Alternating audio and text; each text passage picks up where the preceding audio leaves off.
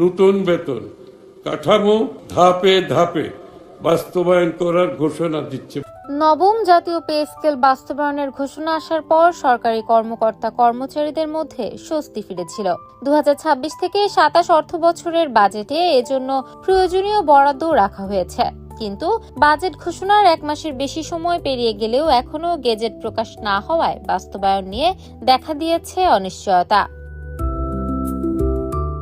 চলতি আগস্টেই প্রজ্ঞাপন হবে নাকি আরো অপেক্ষা করতে হবে, এই নিয়ে চলছে আলোচনা। সংশ্লিষ্ট একাধিক সূত্র জানায়, নতুন পে স্কেল বাস্তবায়নের সিদ্ধান্ত থেকে সরকার সরে আসেনি, তবে এটি কত ধাপে কার্যকর হবে এবং জাতীয় বেতন কমিশনের সুপারিশ কতটা গ্রহণ করা হবে সে বিষয়ে এখনো চূড়ান্ত সিদ্ধান্ত হয়নি। এই কারণে গেজেট প্রকাশে বিলম্ব হচ্ছে। একই সঙ্গে কমিশনের কয়েকটি সুপারিশেও পরিবর্তন আসতে পারে বলে জানা গেছে। শুরুতে কমিশনের সুপারিশ ছিল 3 ধাপে বাস্তবায়নের। সে অনুযায়ী 2026 সালের 1 জুলাই থেকে নতুন মূল বেতনের 50%, 2027 সালের 1 জুলাই বাকি 50% এবং 2028 থেকে 29 অর্থ বছর থেকে নতুন ভাতা ও অন্যান্য সুবিধা কার্যকর করার প্রস্তাব ছিল। তবে পরবর্তী পর্যালোচনায় দেখা যায়, বার্ষিক ইনক্রিমেন্টের কারণে অনেক কর্মকর্তা কর্মচারীর বর্তমান মূল বেতন এমন পর্যায়ে পৌঁছেছে যা প্রস্তাবিত বেতনের অর্ধেক কার্যকর করলে প্রকৃত বেতন বৃদ্ধি খুব বেশি হবে না। এতে বেতন কাঠামোয় অসামঞ্জস্যও তৈরি হতে পারে। এ অবস্থায় 2 ধাপে বাস্তবায়নের বিকল্প নিয়েও আলোচনা হয়। সেখানে চলতি বছরের 1 জুলাই থেকে নতুন মূল বেতন এবং 2027 থেকে 28 অর্থ বছর থেকে নতুন ভাতা চালুর প্রস্তাব ওঠে, তবে সেটিও চূড়ান্ত হয়নি। এদিকে 12 থেকে 16 জুলাই আন্তর্জাতিক মুদ্রা তহবিল IMF এর প্রতিনিধি দল ঢাকা সফরকালে অর্থমন্ত্রী আমির খসরু মাহমুদ চৌধুরীর সঙ্গে বৈঠকে নতুন পে স্কেলের অর্থায়ন নিয়ে আলোচনা হলেও এই বিষয়ে IMF কোনো আনুষ্ঠানিক আপত্তি জানায়নি।